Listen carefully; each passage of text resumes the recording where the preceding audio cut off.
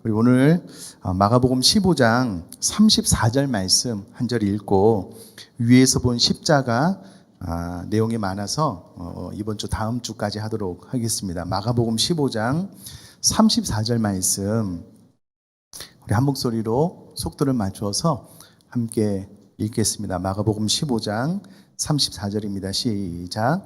제9시에 예수께서 크게 소리 지르시되 엘리 엘리 라마 사박다니 하시니 이를 번역하면 나의 하나님 어찌하여 나를 버리셨나이까 하는 뜻이라. 아멘. 우리 지난주에는 십자가를 아래서 바라보는, 그래서 아래서 바라보는 십자가가 어떤 의미인지라는 것에 대해서 배웠는데요. 특별히 유대인들, 헬라인들, 로마인들, 현대인들까지 십자가 자체가 걸림돌, 거치는 것이어서 인간적인 이해로 받아들일 수가 없고 그것이 오히려 너무 혐오스럽고 사실은 한 사람이 피투성이가 된 채로 처절하게 죽어가는 모습이 십자가의 본질이잖아요.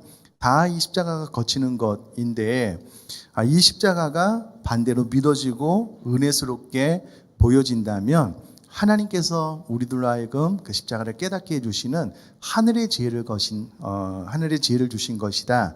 이렇게 생각을 하시고 그래서 십자가가 나로 하여금 정말 거듭난 그리스도인인지 아닌지를 판가름하는 중요한 기준의 역할을 한다는 것도 배웠습니다. 오늘은 위에서 십자가를 내려다본 위에서 본 십자가 가운데 오늘 1부, 다음 주 수요일 날 2부에서 오늘은 하나님의 공의에 대해서 책에 있는 내용을 가지고 공부를 좀 해보도록 하겠습니다. 이 책에 보면 이렇게 시작을 해요. 살바도르 달리가 그린 작품 중에 십자가 성 요한의 그리스도라는 작품이 있는데요.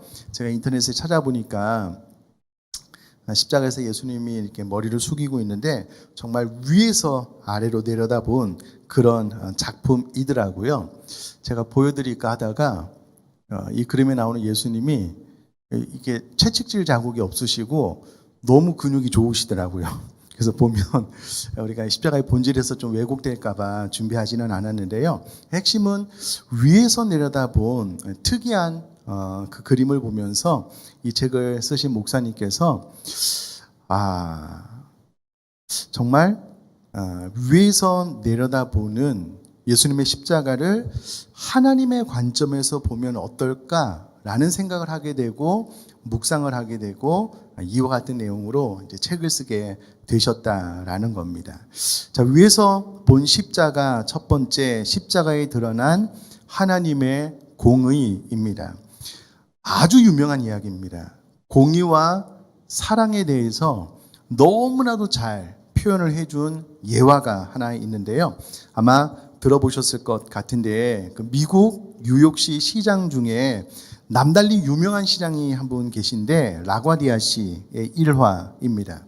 이분이 뉴욕시의 즉결 심판 판사로 있을 때에 어느 날 빵을 훔치다가 잡혀서 온 노인을 재판을 하게 됩니다.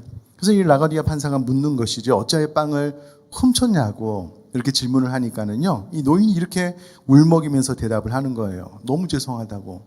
제가 너무 배가 고파서 저도 모르게 그만 빵을 훔치게 되었다고. 이 말을 듣고 라과디아 판사가 이제 즉결 재판 보니까는요, 즉결 판결을 내렸습니다. 당신의 죄는 10불 벌금형에 해당합니다. 벌금 10불을 내십시오. 단호하게 판결을 내렸습니다. 그리고 바로 뒤이어서 이 판사님이 자기의 지갑을 열어서 10불을 내놓으면서 이렇게 이야기를 했다라고 합니다. 벌금 10불은 내가 내겠습니다. 이처럼 배고픈 사람이 뉴욕거리를 헤매고 있었는데 나는 그동안 너무 좋은 음식을 배불리 먹으며 살았습니다. 그 죄로 벌금은 내가 내겠습니다. 그리고 이 재판장에 모인 사람들을 향하여 혹시 자신과 같은 마음을 가지고 있는 사람들이 있다면 모자를 돌릴 테니까 참여해 주십시오. 그렇게 해서 모아진 돈이 47불이었고요. 노인에게 주어서 노인은 눈물을 흘리면서 재판장을 나갔다라는 유명한 일화가 있습니다. 공의와 사랑에 대해서 너무 좋은 예화인 것 같아요. 만약에 이 라가디아 판사가요, 너무 이 노인이 자기도 모르게 배가 고파서 빵을 훔쳤다라고 해서 불쌍하게 여겨서 죄 없이 하게 되면 이 뉴욕시의 법과 질서가 세워지지 않는 거예요.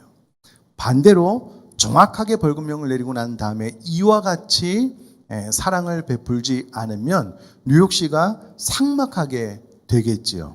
그래서 공의와 사랑을 완전히 이룬 예화로 많이 사용되는 실화입니다.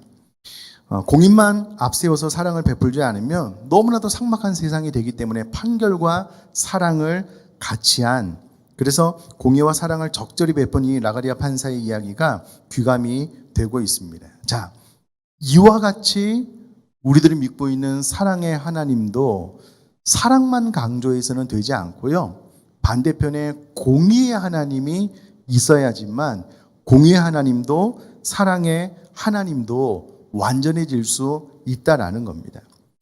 그 제임스 패커의 수제자로요, 21세기 최고의 복음주의 신학자로 알려진 알리스터 맥그레스가요, 이렇게 이야기를 합니다. 예수 그리스도의 십자가에 대해서 언급하면서요, 중요합니다.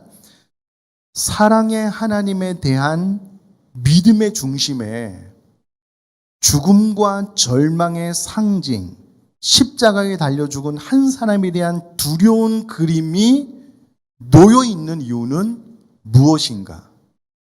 이렇게 직설적으로 질문을 해요. 다시요. 사랑의 하나님에 대한 믿음의 중심에 죽음과 절망의 상징이 놓여 있는 이유는 무엇인가? 라고 질문을 합니다. 자, 이 질문은 기독교에서 십자가가 상징하는 의미가 얼마나 중요한지 알려주는 동시에 왜 기독교의 핵심 메시지가 피로 물든 끔찍한 십자가여야 하는지를 생각나게 하는 그런 질문이다라는 거예요. 이렇게 질문하고 난 다음에 대답을 이렇게 합니다. 하나님의 공의이다. 하나님의 공의로운 성품은, 혹은 하나님은 공의로운 분이시기 때문에 죄를 적당히 눈 감아줄 수 없다는 사실을 십자가가 보여준다라는 거예요. 여러분 한번 그렇게 한번 생각을 해볼까요?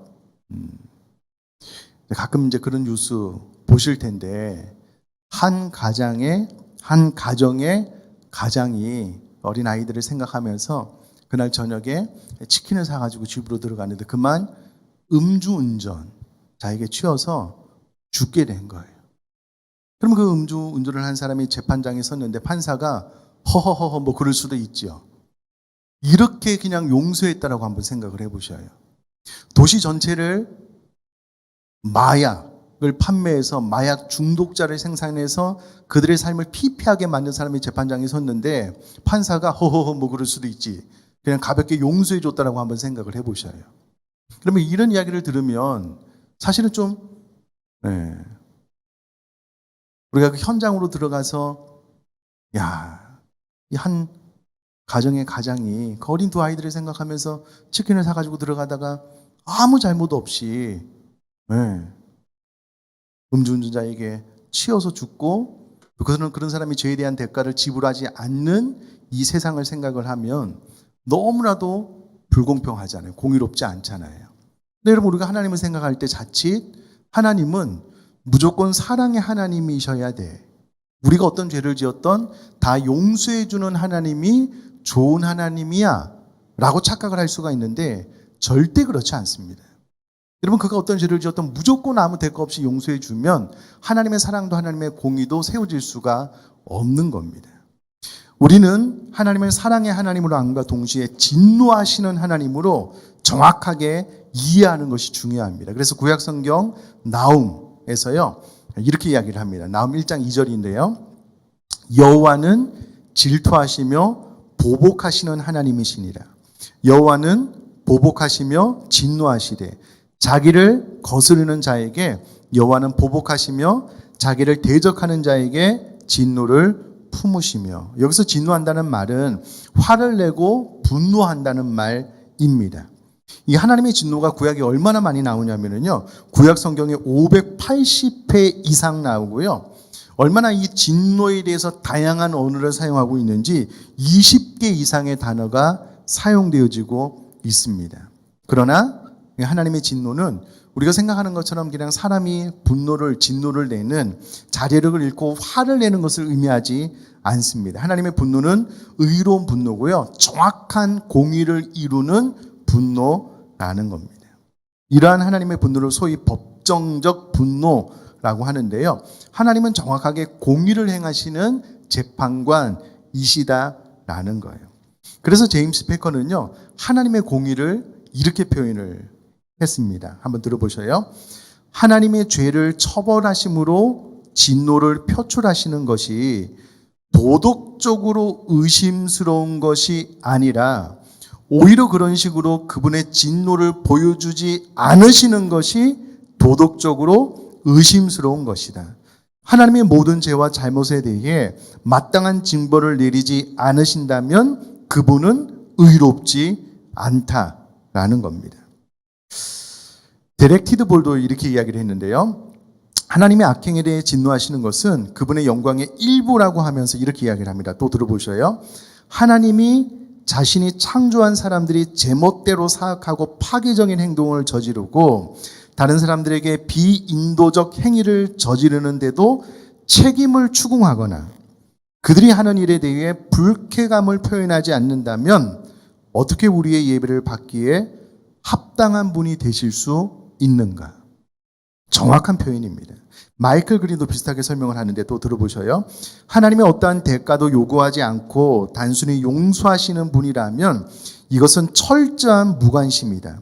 이것은 옳고 그름의 구별을 말살시키고 선한 것도 괜찮고 악한 것도 상관없다는 식으로 말하는 것이다. 그럼 하나님의 악한 것을 문제 삼지 않는다면 자연히 선을 행해야 되겠다는 우리의 동기도 말살됩니다. 하나님께서 선이나 악한 것이 아무 의미가 없다면 어느 누가 선한 행동을 하려고 하겠느냐라는 겁니다.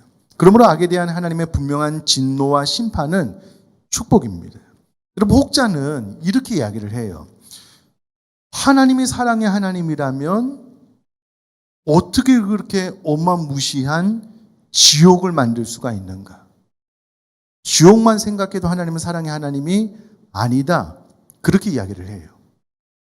근데 오히려 예수 그리스도를 믿지 않는 사람들 중에서 지옥 심판은 있어야 된다라고 오히려 이야기하는 사람들이 있어요.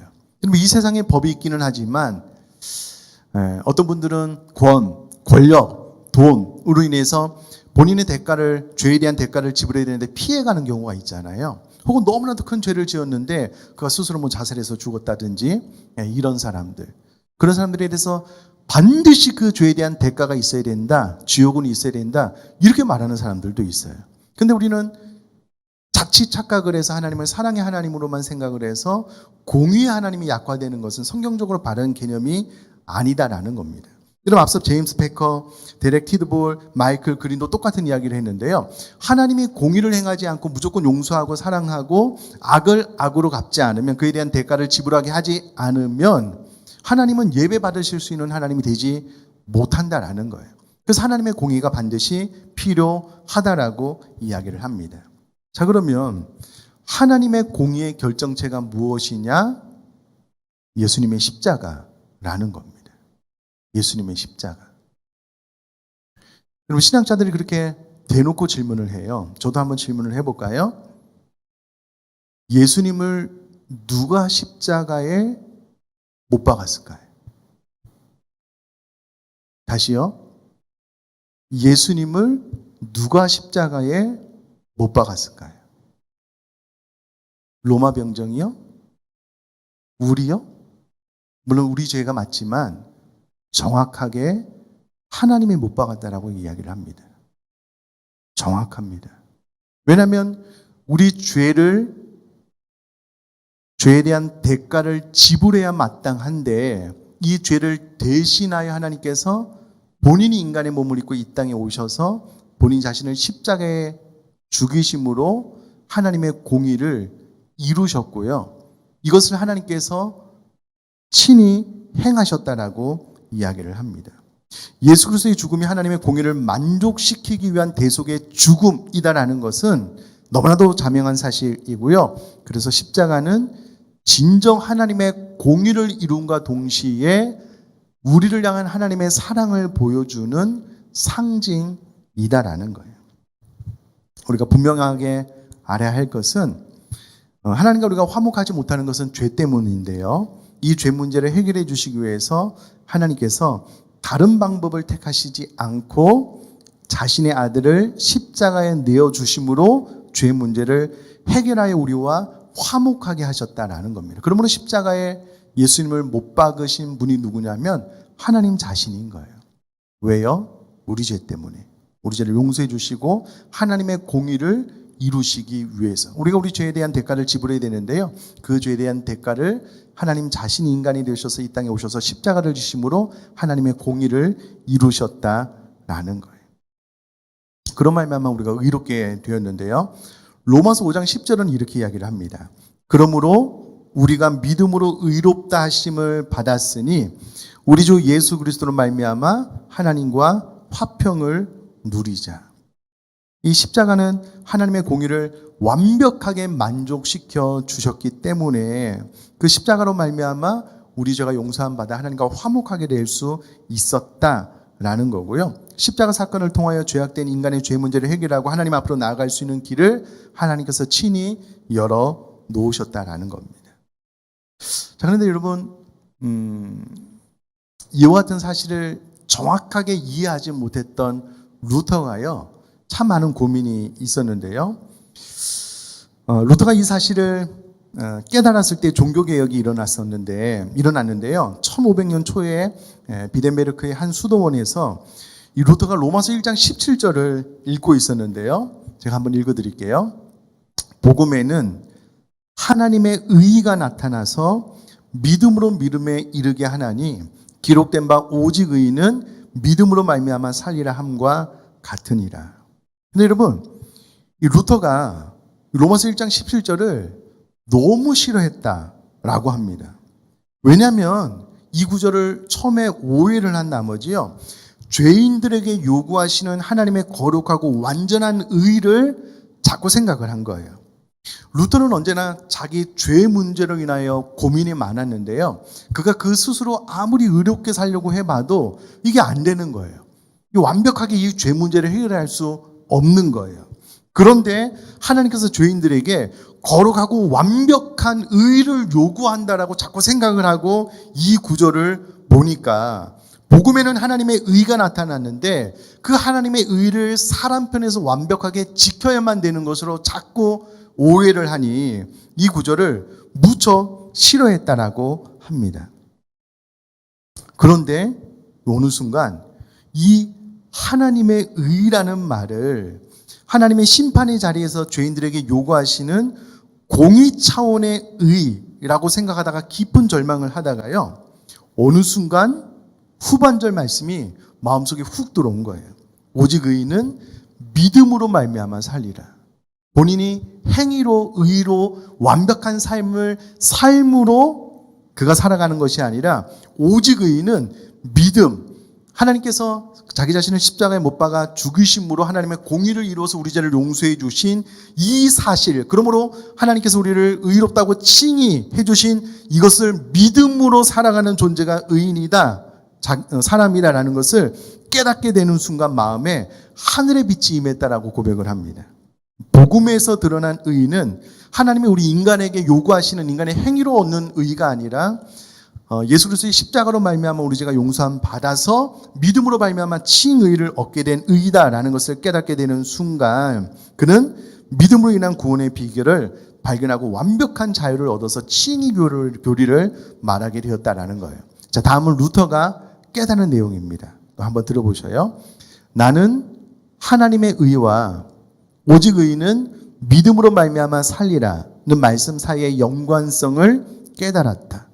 그러자 하나님의 의는 은혜와 순전한 긍휼을 통해 믿음을 통해 우리를 의롭게 하시는 의라는 것을 이해할 수 있었다.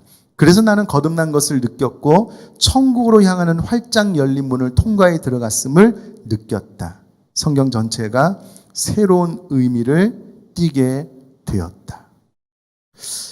이 말씀을 깨닫기 전에는요, 이 루터는 하나님의 의라는 개념을 증오했지만 이 말씀을 깨닫고 난 뒤에는 이 세상에서 가장 달콤한 말이 하나님의 의로 바뀌어졌다라고 합니다.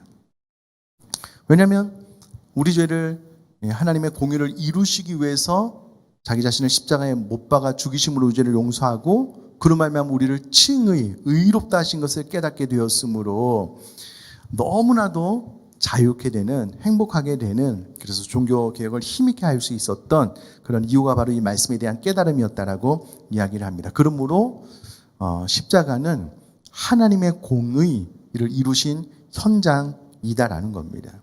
자, 이제 나중에 이제 십자가를 계속 배워 나가면 그 의미에 대해서 또 깊이 설명을 할 수 있을 것 같고요. 자, 두 번째는 하나님의 완벽한 희생 제사입니다. 자, 하나님의 공의가 십자가를 통해서 어떻게 만족되었는지 알기 위해서는 예수 그리스도가 오시기 전에 인간의 죄 문제를 하나님이 어떻게 처리를 했는지를 알아야 되는데, 그것은 잘 알다시피 동물의 제사, 동물의 피 흘림을 통하여 과거의 사람들이 죄가 용서함 받았잖아요. 그래서 존 피셔가 이렇게 이야기를 합니다. 또 들어보셔요. 하나님의 생각 속에는 죄와 피는 항상 연결되어 있다. 내 죄는 반드시 값을 치러야 한다.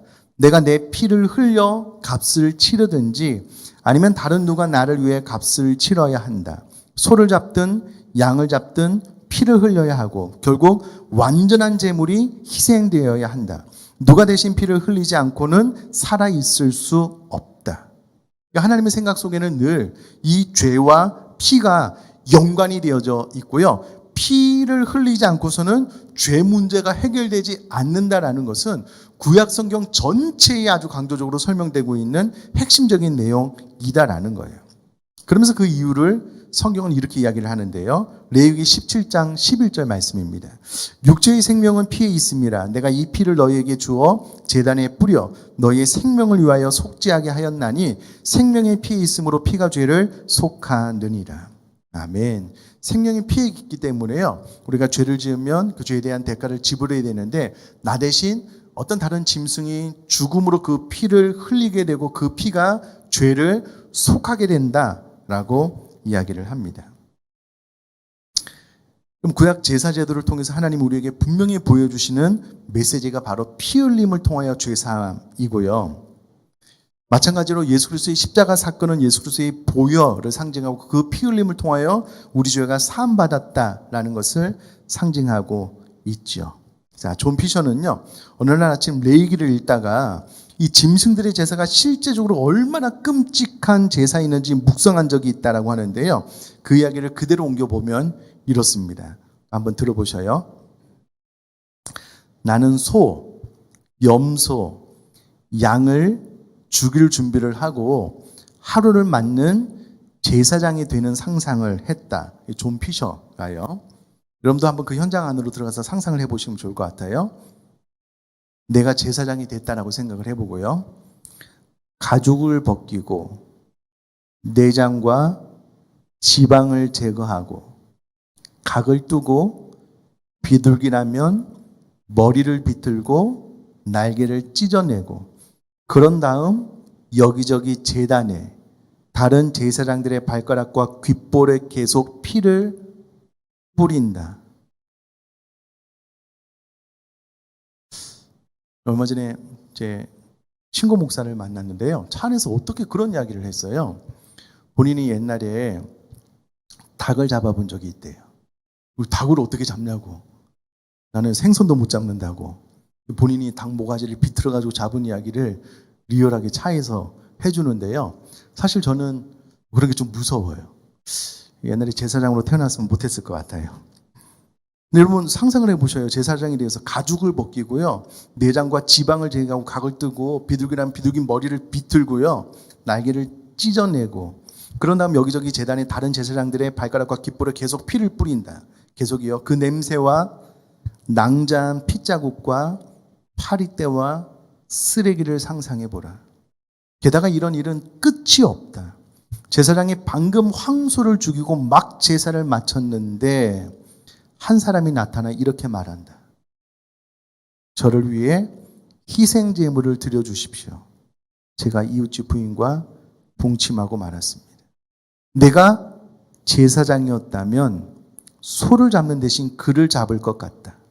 이런 일이 수없이 반복되면 한 번쯤은 제사장 중에 누군가는 끈적끈적한 피가 엉겨 있으니까 끈적끈적한 손을 하늘 높이 쳐들고 소와 양과 비둘기 우는 가운데 크게 소리치지 않았겠는가. 이놈들아, 제발 죄 좀 짓지 말아라. 너무나도 많은 소와 양과 비둘기 염소를 잡고 그 피봉복이 돼서 하루 종일 그 일을 하는데 또 계속 반복되니까 더 이상 좀 죄를 짓지 말아라. 그렇게 소리쳤을 것 같다라는 거예요.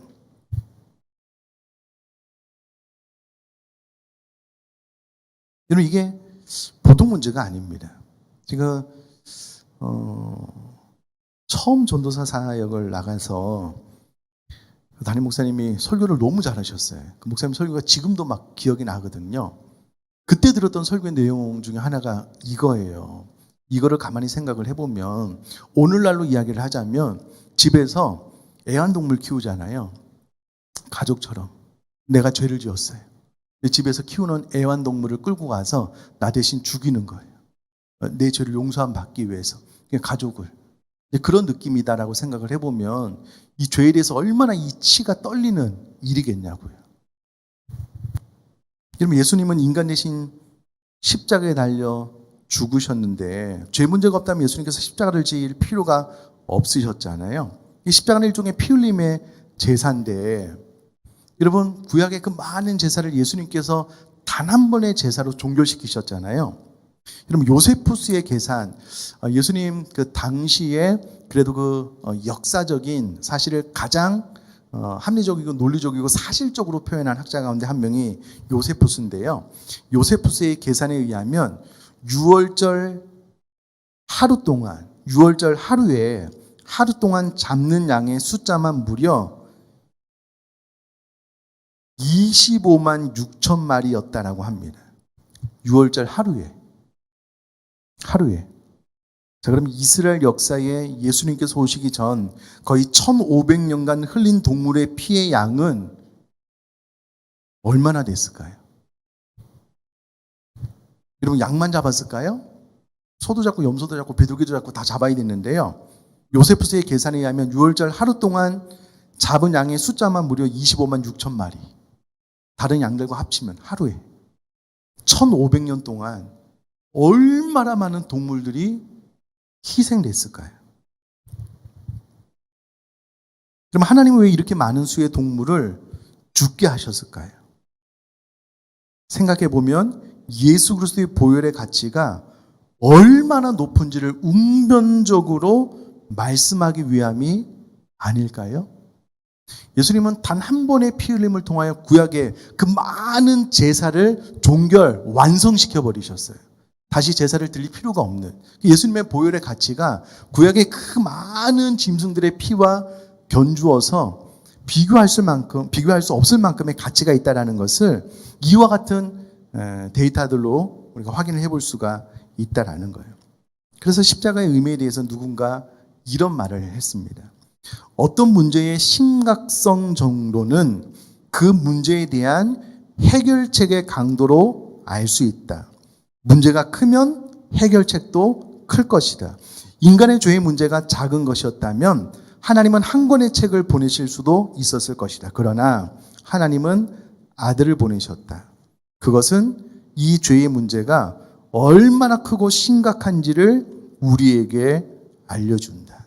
하나님께서 구약에 제사 제도를 두신 것은 인간의 죄 문제가 얼마나 심각한지를 보여주기 위함이었고, 이꼬로 예수님께서 주신 십자가가 얼마나 우리들의 죄를 해결하기 위해서 가치 있고 중요하고 소중했는지를 웅변적으로 알려준과 동시에 우리들의 죄 문제의 해결이 그렇게 쉽지 않았다는 거예요. 그래서 예수님의 십자가는 완벽한 하나님의 공의를 이룬과 동시에 하나님의 완벽한 희생제사가 되셨다라는 거예요. 십자가를 하나님의 관점에서 바라보면 하나님의 공의를 이루는 현장이었고요. 우리들의 그 많고 많은 죄를 다 용서해 주시기 위한 완벽한 희생 제사처럼 하나님께서 보셨다라는 거예요. 자, 그렇다면 여러분, 우리가 신앙생활을 하면서 하나님을 사랑의 하나님으로만 알지 않았으면 좋겠습니다. 하나님은 공의의 하나님이신 줄 믿습니다. 우리 죄에 대해서 분명한 대가를 지불하게 하시는 하나님이셔요. 다만 그 죄에 대한 대가를 본인의 사랑하는 아들을 십자가에 달려 죽이심으로 하나님의 공의를 이루셨고요. 그 십자가가 구약의 그 많은 제사 이상의 가치가 있는 너무나도 귀중한 완벽한 희생제물로서 우리 죄를 용서해 주심으로 우리가 하나님 앞으로 나갈 수 있는, 하나님과 화목해 될 수 있는 은혜를 잊게 되었다라는 겁니다. 여러분, 이것이 위에서 내려다본 십자가의 핵심적인 두 가지 내용이고요. 다음 주에 또 이어서 나누도록 하겠습니다.